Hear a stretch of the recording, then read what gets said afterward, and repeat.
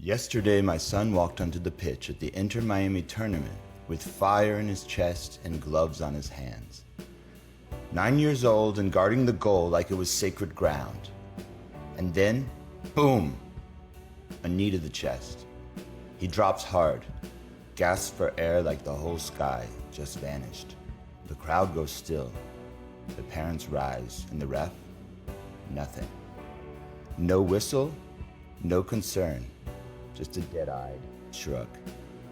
And then 5 minutes before the final whistle, he ends the game, just calls it. Like my son's pain was an inconvenience, like compassion was off the clock. Let me say what that was, a moment. Not just a bad call, a sermon. Because life will knee you in the chest. It'll drop you when you least expect it. And the people in charge, they'll keep walking. They'll protect the schedule, not the soul.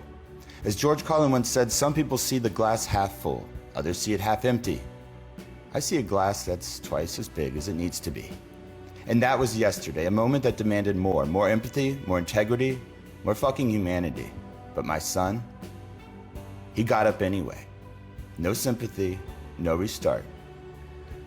Just grit in his teeth and breath in his lungs. He stood up not because the world said, you're okay, but because he decided he was getting back in the fight. That's it. That's the whole sermon, because we all know what it's like to be ignored when it matters. To be in pain and watch someone blow the whistle like nothing happened. To be a kid or a grown-up waiting for someone to care only to learn, sometimes they don't.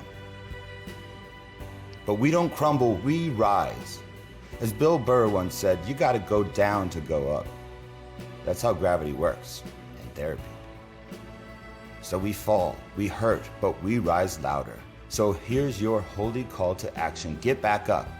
Even when the ref doesn't see you, even when the game ends early, even when the world misses the foul and writes it off as just part of the game. You don't need their whistle, you've got your own. And it sounds like breath returning, like footsteps rising, like a kid in pink walking off the field with more strength than any grown man blowing that plastic horn. So go, play harder, love louder, stand taller, and the next time someone calls the game early, play like it's only halftime. Amen, Ashe, and someone check the ref's pulse. Reverend Kramm, hype man for humanity, keeper of the gloves, defender of the downed,